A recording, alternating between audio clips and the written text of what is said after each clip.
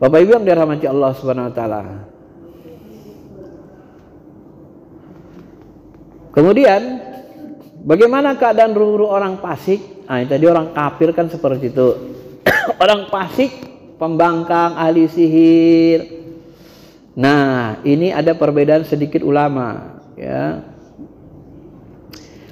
Misalnya dalam surah Al-Baqarah ayat 65, wa qad alimtumul ladzina tadaw minkum fis sabti faqulna lahum kunu qiradatan khasiin.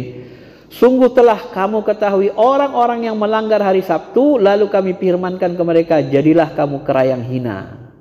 Jadi ruhaninya, kata ulama sebagian, ruhaninya itu dikutuk menjadi kera. Dalam bahasa orang Jawa Indonesia siluman kera. Jadi di alam rohani kalau Allah izinkan kita melihat makhluk-makhluk seperti siluman, kera, apa, itu adalah bahagian dari kutukan kepada orang-orang fasik, orang berdosa. Yahudi termasuk itu. Ya.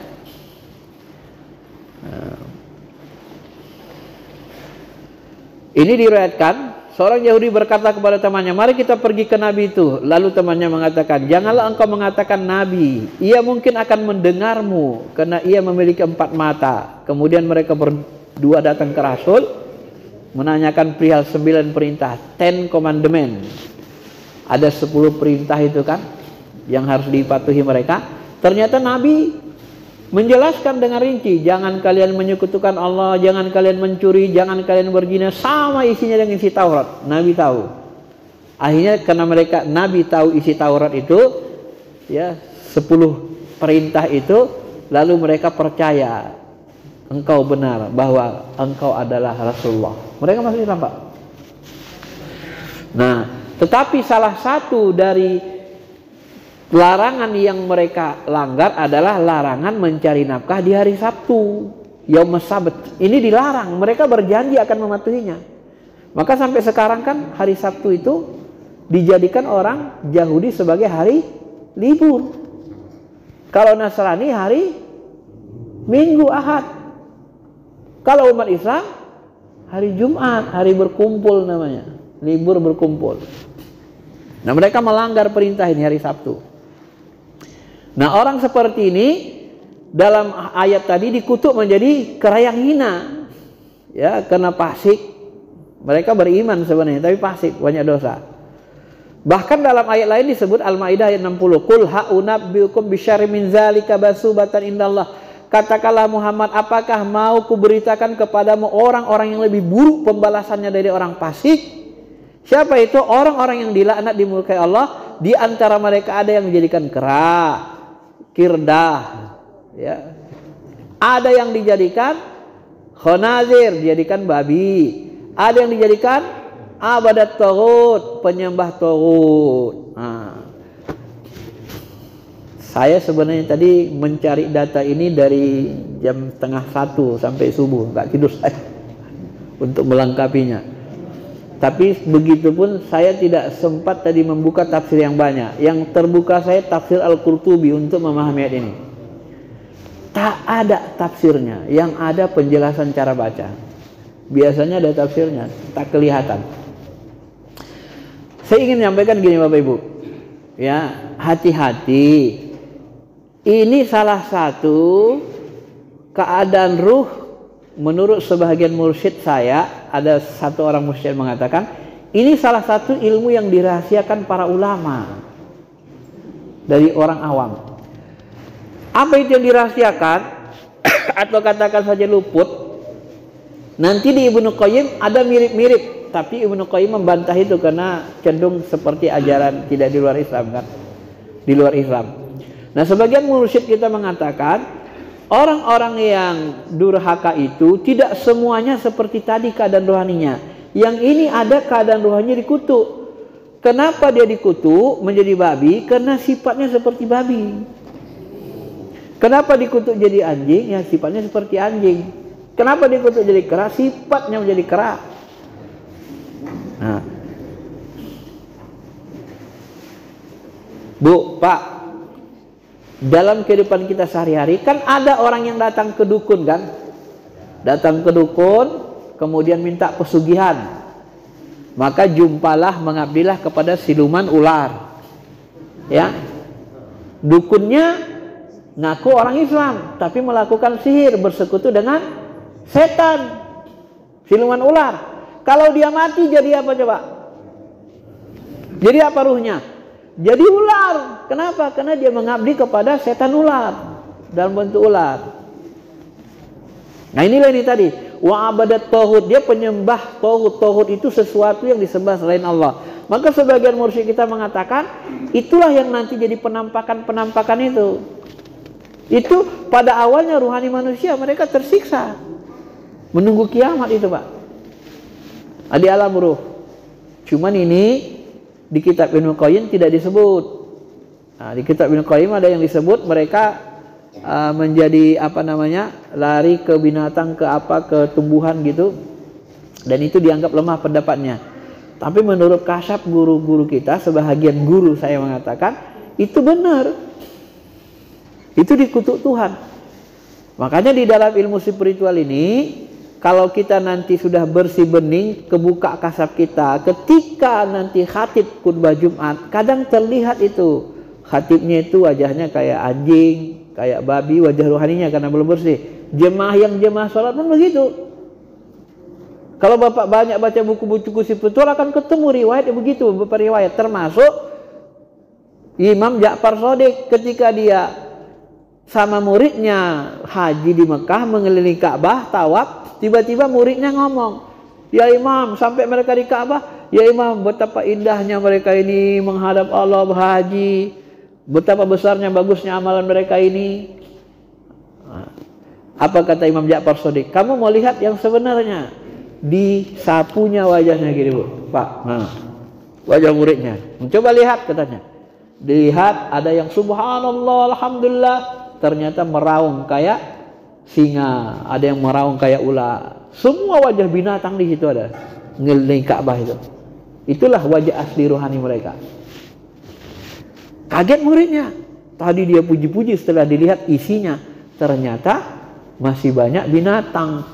Kenapa? Karena jiwa kita tidak bersih. Kita ini punya sifat kebinatangan. Belum bisa kita tundukkan kebinatangan itu. Nah, kalau nanti dia menyembah setan, bersekutu dengan setan, ngambil pesugihan, jadi dukun, pemuja setan, matinya almar'u ma'aman ahabba. Seseorang dikumpulkan bersama yang dia cintai. Siapa yang dia cintai, dia abdikan? Setan. Ya bersama itulah dia terkutuk. Maka ada yang terkutuk jadi babi, anjing dan sebagainya, binatang-binatang. Ulaika kal an'am balhum adal. Mereka itu seperti binatang ternak. Makanya di neraka itu pun wajahnya nanti beda-beda. Banyak wajah di neraka itu kan, wajah manusia beda-beda Pak disiksa. Ada wajah ular, ada wajah kerbau, ada wajah anjing, macam-macam. Ya, ini yang kita khawatirkan. Kalau bahasa Habib Rais, ini ilmunya disembunyikan, kayak disembunyikan ulama ini ilmunya nih. Tidak diberitahu kepada kita. Ya maka hati-hati, belum tentu kita mati betul-betul jadi benar-benar jadi manusia ruhaninya, belum tentu. Kalau kena kutuk, ghadibullah alaih, seperti orang Yahudi, Nasrani, asik membangkang aja, asik nggak mau patuh, ya begitu. Nauzubillah min dzalik. Bapak Ibu yang dirahmati Allah Subhanahu wa taala. Kemudian ya, sebahagian lagi kan ada ayat tadi mengatakan orang-orang musyrik itu ketika mereka naik ke langit lalu ditolak, ya, wa may yusyrik billah faka'annama kharra minas sama. Orang yang musyrik itu maka mereka ruhnya seperti jatuhkan dari langit, kemudian ditangkap burung, diterbangkan angin ke tempat yang jauh.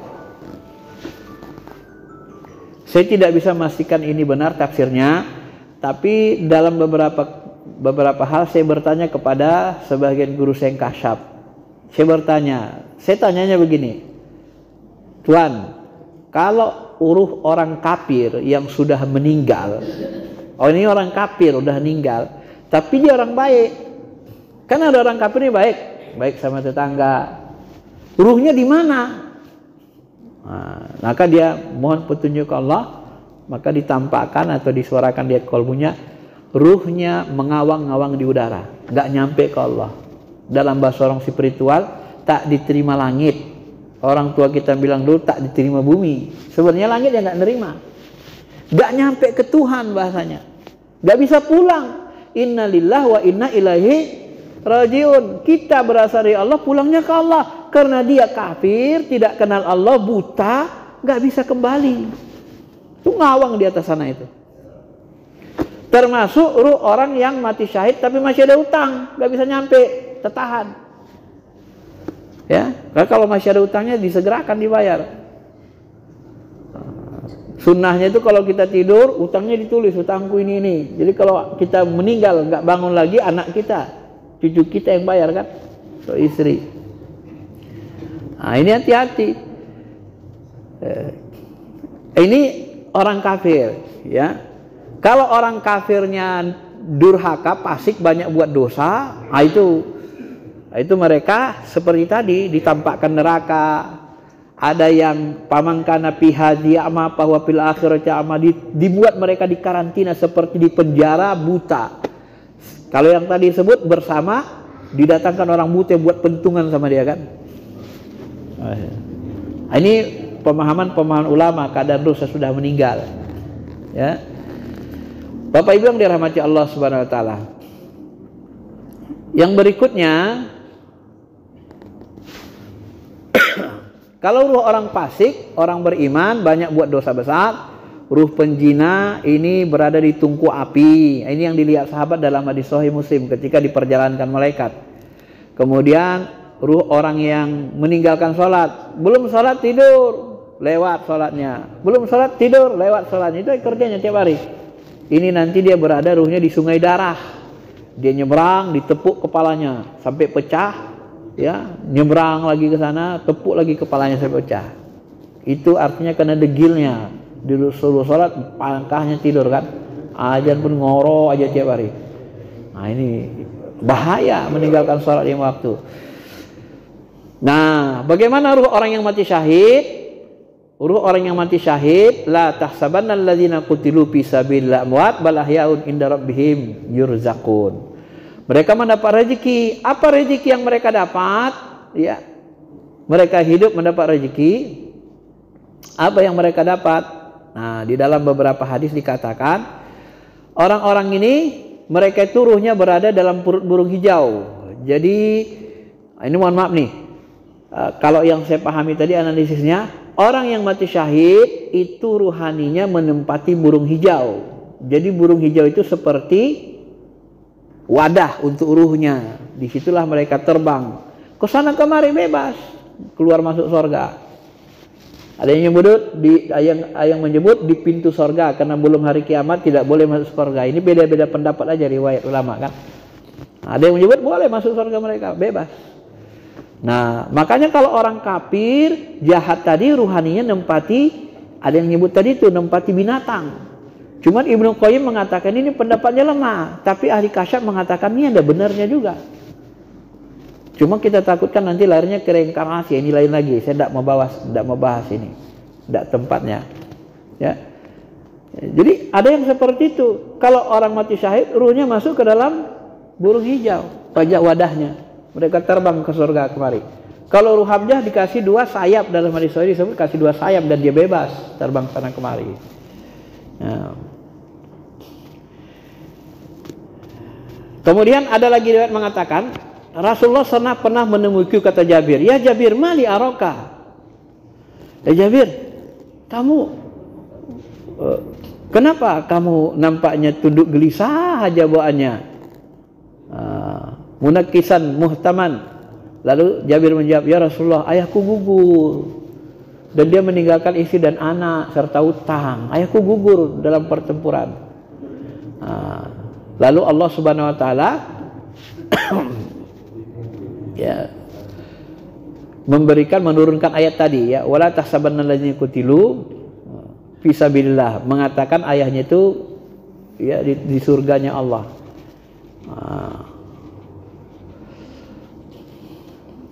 Kemudian dalam riwayat lain dikatakan, Ini riwayat Tirmizi, hadis Hasan Ghaib, tapi hampir sama. Ini kita kutip dari kitab Tafsir Ahkamnya Al-Qurtubi. Jadi orang-orang mati syahid itu, kalaulah mereka tahu kita hidup, mereka senang, mereka akan giat, nggak takut mereka lawan kafir miskin, nggak takut mereka melawan kafir musyrikin. Ya Allah, macam mana cara kami menyampaikan mereka bahwa kami senang sekarang ini? Diturunkan Allah turun. Mereka minta dihidupkan supaya bisa menyampaikan kepada orang. Oh, tidak bisa, kata Tuhan. Kalian sudah meninggal, sudah waktunya meninggal, tidak bisa lagi dihidupin.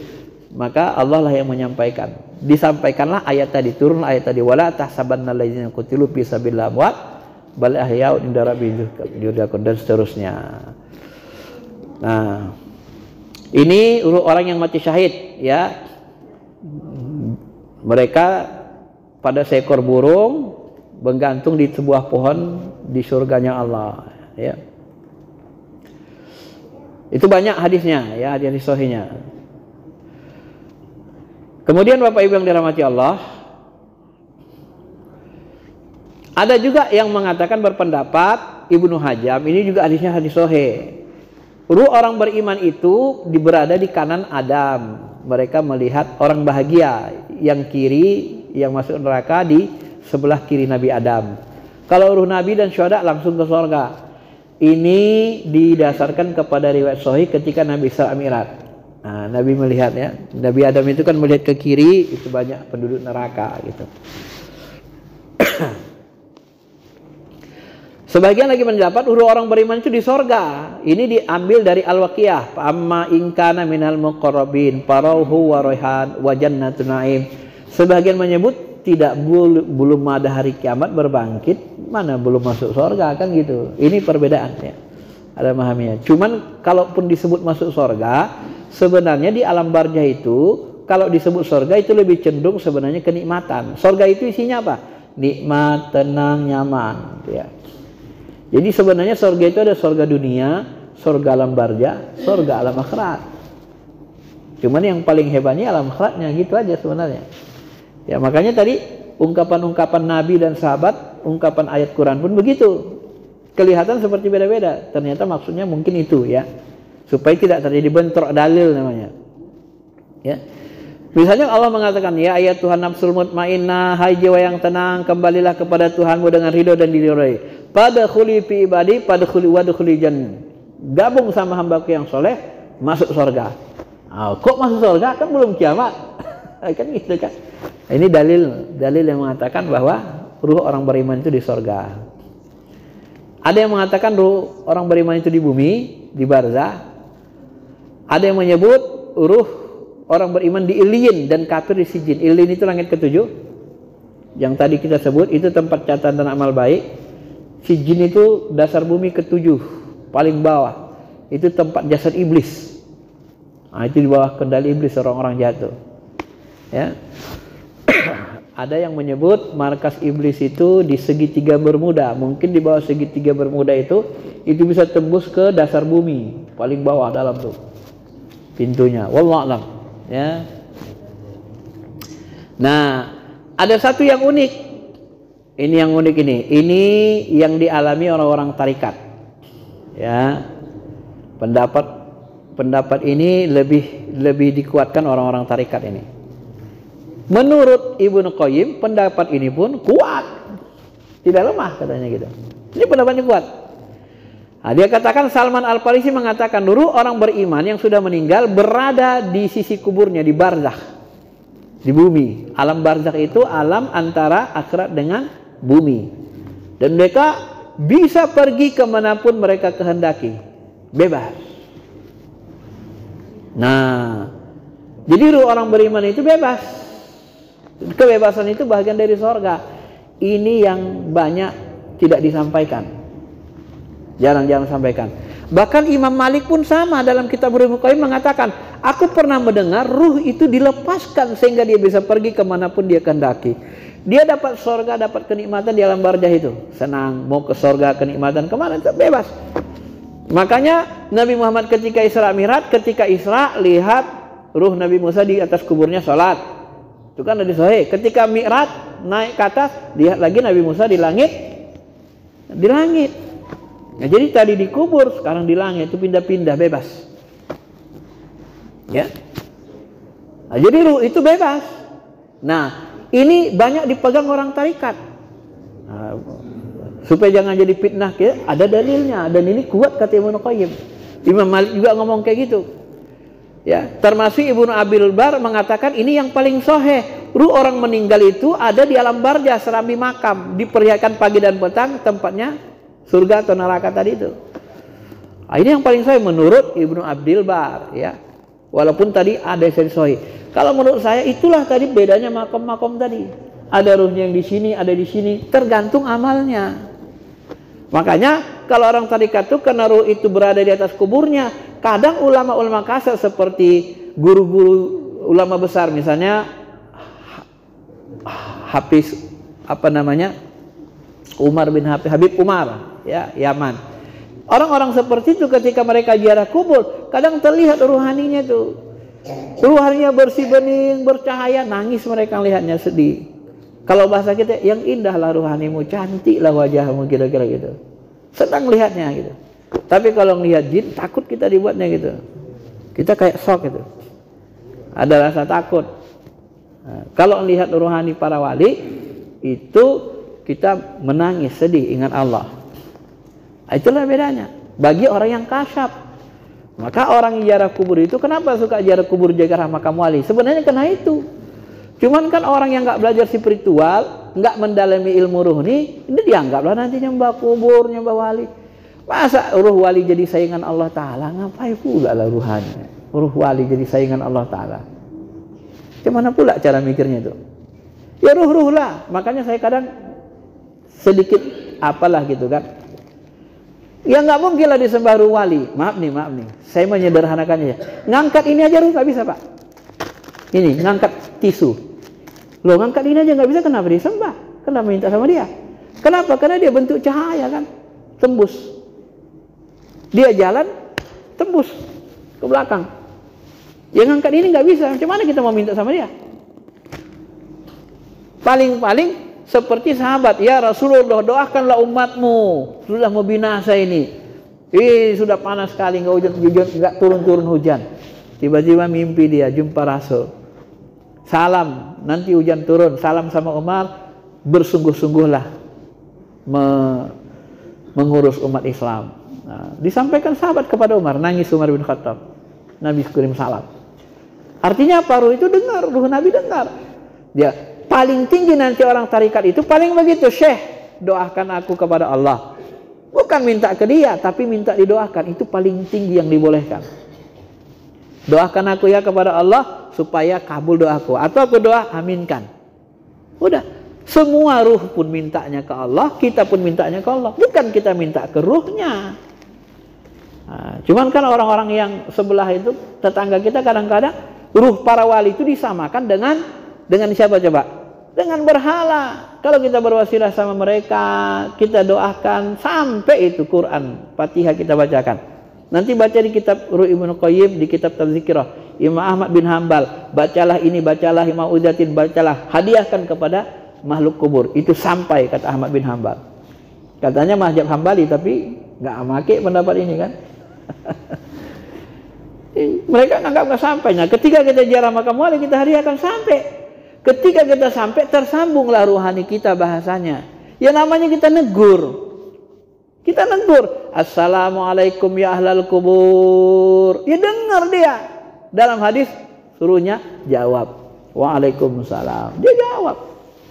Cuman kita nggak dengar, kecuali dibukakan kasab pendengaran, baru dengar kita. Kalau enggak ya nggak dengar. Ya. Nah, makanya ketika orang tarikat ziarah makam wali, misalnya masuk ke Syekh Abdul Harrakan, ya, bagi orang yang kasab, ya ketika ziarah di situ, ya kadang ruhani syekh di situ ada. Di atas kubur itu kelihatan. Ya. Saya kadang-kadang terpaksa harus membongkar ini supaya tidak disalahpahami. Ada dalilnya, ada. Karena alam barzah itu di balik ruang kosong ini juga. Ya hadir di situ, bagi orang kasab kelihatan. Ya sudah, bukan kita berdoa minta, ya Syekh tolonglah sehatkan anak aku. Enggak begitu, dia nggak bisa. Wong ngangkat ini mau saja nggak bisa kok, angkat tisu nggak bisa dia. Dia kan sifatnya rohani. Tapi karena dia orang soleh, dekat kepada Allah, ya kalau dia bantu kita doakan, terkabul, dikabulkan oleh, syukur. Kan begitunya. Atau diaminkannya doa kita di sisi kubur. Ini saya detailkan gini supaya jangan salah paham Bapak Ibu. Ya, karena maaf nih, ini tentang ziarah kubur ini sensitif dan selalu orang-orang awam salah memahami. Nah, salahnya di mana? Ya minta ke kubur, nggak boleh minta ke ruh itu gitu. Setinggi-tingginya paling saya doakan, saya mintakan ke Allah gitu. Gitu aja. Tapi bukan minta ke dia ngabulkan, nggak bisa. Karena dia ngangkat mos pun nggak bisa. Kecuali Allah memberi izin dia kekuatan kan, itu lain lagi kan. Tapi secara umum seperti itu sifatnya. Jadi kita ziarah kubur itu, kita doakan dia, kirimkan Fatihah, habis itu kita berdoa di sisi kubur. Kalau dia aminkan, dia bantu doa, alhamdulillah. Masa, maaf nih ya, masa kita datang ke rumah orang soleh, kita datang bawa oleh-oleh, ini oleh-oleh gini-gini, pulang kira-kira tangan kosong nggak? Hah? Kosong nggak tangan kita? Enggak lah, orang soleh itu kalau kita pulang dikasih bawaan ini, kecuali dia nggak punya. Paham kan? Logika hidupnya begitu. Jadi kita datang di arah kubur itu, kita kan bawa oleh-oleh. Apa oleh-olehnya? Kita bacakan Fatihah, ayat Quran, hadiahkan ke ruhaninya. Sampai itu mayoritas, boleh dikatakan hampir 75 sampai 90% ulama mengatakan sampai. Apalagi ulama tarekat itu 100% semua mengatakan sampai. Enggak ada yang bilang enggak sampai. Kalau masyariat itu sampai 75 sampai 85, 90% masih mengatakan. Paling-paling nanti Imam Syafi'i mengatakan enggak sampai. Tapi riwayat Imam Syafi'i mengatakan enggak sampai ini aneh. Di mana kitabnya? Padahal Imam Syafi'i sendiri mengatakan, kalau aku menyukai kalian membaca Quran di sisi kubur. Loh, kalau senang beliau baca Quran di sisi kubur, kenapa baca Quran dianggap tak sampai? Jadi bentrok riwayat dari Imam Syafi'i. Maka Imam Nawawi mengatakan, yang dimaksud Imam Syafi'i tak sampai kalau tidak diniatkan. Nah, kalau diniatkan nyampe. Yang dimaksud Imam Syafi'i tak sampai kalau tak diniatkan, tak sampai ke rohaninya. Baik, ini penjelasannya. Ternyata bisa sampai kepada yang terakhir ini. Mudah-mudahan bisa dipahami. Kalau ada yang mau bertanya, silahkan.